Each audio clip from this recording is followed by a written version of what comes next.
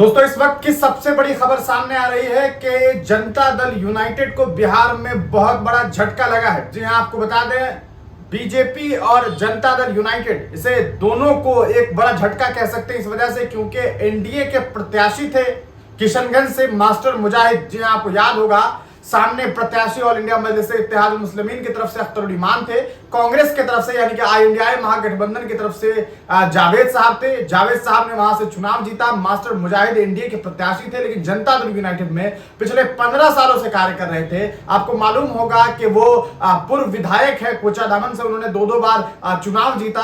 आपको अगर मैं याद दिलाने की कोशिश करूं तो शायद आपको याद हो कि वह जनता दल यूनाइटेड के अभी मौजूदा जिला अध्यक्ष भी थे। लेकिन अभी यह खबर सामने आ रही है कि वक्फ संशोधन एक्ट की वजह से, उस काले कानून का समर्थन करने की वजह से नीतीश कुमार से उन्होंने अपना रिश्ता तोड़ लिया है। जी हां, उन्होंने बाज़ाब्ता अपने जो उनका निजी कार्यालय था, जहां पर एक बड़ी बड़ी होर्डिंग्स लगी हुई थी, बिहार के मुखिया नीतीश कुमार की तस्वीरें लगी हुई थी, एनडीए महागठबंधन के जो चेहरे हैं उनकी तस्वीरें लगी हुई थी, उन तमाम तस्वीरों को, उन तमाम होर्डिंग्स को तिरपाल से ढक दिया गया है। और उन्होंने साफ तौर पर यह कह दिया है कि यह एक ऐसा कानून है जिसके जरिए मुसलमानों के हक और हुकूक को छीनने की कोशिश हुई है। उन्होंने बाज़ाब्ता कहा प्रेस कॉन्फ्रेंस में कि मैंने लगभग हजारों मुसलमानों से मुलाकात की, कोई एक इंसान मुझे नहीं मिला जिसने मुझसे यह कहा हो कि इस कानून का फायदा मुसलमानों को मिलेगा। तो फिर यह बात गवर्नमेंट, सरकार के लोग कैसे कह सकते हैं कि यह कानून मुसलमानों के हक में है।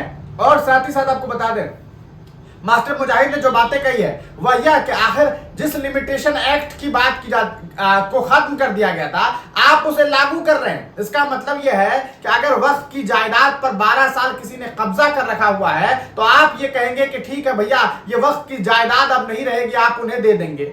मामला अगर कोर्ट में पहुंच भी जाएगा तो आप जानते हैं lower court, higher court, supreme court, कितना वक्त लग जाएगा।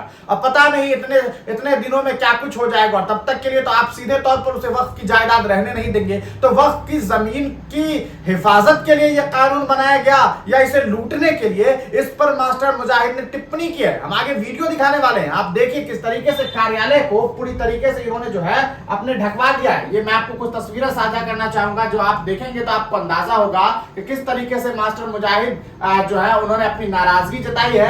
कई वीडियो सोशल मीडिया पर सामने आ चुके हैं, हम आपको कुछ तस्वीरें दिखाना चाहेंगे। ये देखिए, किशनगंज जेडीयू जनता दल यूनाइटेड के जिला अध्यक्ष एवं पूर्व विधायक मास्टर मुजाहिद का जो जिला दफ्तर था, आप देखिए, ये जिला दफ्तर जनता दल यूनाइटेड, आप देख सकते हैं यहाँ मास्टर मुजाहिद साहब की तस्वीरें अटैच की गई है। लेकिन आप देखिए किस तरीके से यहाँ पर आप देखेंगे कि एक बाज़ाब्ते किशनगंज में एक कार्यालय बना हुआ था, उस कार्यालय को पूरी तरीके से ढक दिया गया है। और ये जो ऑफिस था उसे ढक करके उन्होंने कहीं ना कहीं एहतजाज जताया है और ये कहा है कि यह जो कानून बनाई गई है, यह जो कानून लाया गया है, वो किसी भी तरीके से मुनासिब नहीं। आपको बता दें, मास्टर मुजाहिद ने इस एक्ट के खिलाफ खुद भी अदालत में जो है वो शिकायत दर्ज की है और वह खुद एक याचिकाकर्ता के तौर पर सुप्रीम कोर्ट में है। उन्होंने कहा कि अगर सुप्रीम कोर्ट अगर सरकार ने वाकई बेहतरीन कदम उठाया तो सुप्रीम कोर्ट में इनके solicitor general of India Tushar Mehta जवाब देने में कांपने क्यों लगे, पानी क्यों ढूंढने लगे, उन्हें तो पानी तक नहीं मिल पा रहा था। सवाल यह था सुप्रीम कोर्ट में, हमने आपको पहले बताया था कि आप वक्फ बाय यूजर को खत्म कैसे कर सकते हैं। क्या आपको 300 साल, 400 साल, 500 साल पुरानी इमारतों के कागजात मुसलमान ला करके देंगे?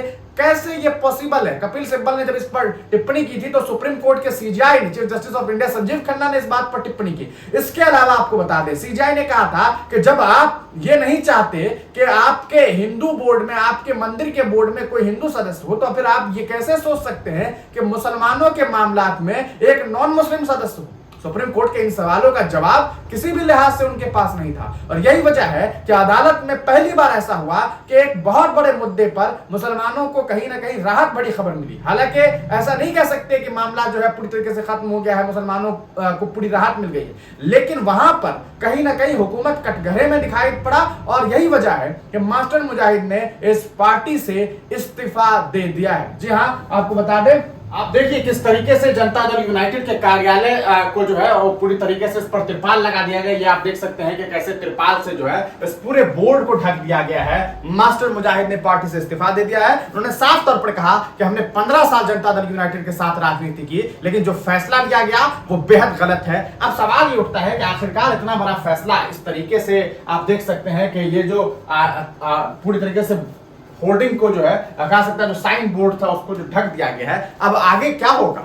क्या मास्टर मुजाहिद राजनीति छोड़ देंगे? ऐसा तो मुमकिन नहीं है। तो करेंगे क्या? कहीं ना कहीं कोई ना कोई पॉलिटिकल पार्टी वो ज्वाइन करेंगे। अब जो संभावनाएं बनी हुई है, दो चीजें हैं जिस पर मैं टिप्पणी करना चाहूंगा। एक, जो सोशल मीडिया पर कुछ लोग हैं वो कह रहे हैं कि एआईएमआईएम में आ जाएंगे, यानी कि मजलिस-ए-इत्तेहादुल मुस्लिमीन, क्योंकि सीमांचल में आप जानते हैं सीमांचल में मजलिस-ए-इत्तेहादुल मुस्लिमीन की अपनी एक पैठ है, अपनी एक जमीन है, अपनी एक मिल्कियत है। और आपको याद दिला दें, एआईएमआईएम के ही कैंडिडेट थे असफी साहब, जिन्होंने मास्टर मुजाहिद को काफी बड़े मार्जिन से चुनाव हरा दिया था। जी हाँ, मजलिस से ये चुनाव हार गए थे, आपको याद दिला दें। दूसरी बात, हालांकि इन्होंने अख्तरुल ईमान को चुनाव हराया था एक बार, लेकिन हारे किससे? मजलिस के प्रत्याशी से। और अंत में आपने देखा भी कि 2024 के लोकसभा चुनाव में ये कैंडिडेट थे एनडीए के। अगर यहां पर कोई नॉन मुस्लिम कैंडिडेट होता तो मुमकिन था कि अख्तरुल ईमान भी चुनाव जीत सकते थे, लेकिन ऐसा नहीं हुआ और वहां पर ये थे। अब एआईएमआईएम में जाने की संभावना इनकी इसलिए है क्योंकि एआईएमआईएम के लोग, एआईएमआईएम के समर्थक ये बात तो कह रहे हैं। लेकिन हम आपको यह भी बता दें कि पिछले दिनों एक तस्वीर ऐसी भी सामने आई थी कि प्रशांत किशोर को आप जानते हैं, पीके के साथ इनके गांव में जो मास्टर मुजाहिद साहब हैं, लगभग 1 घंटे की मीटिंग हुई थी घर में।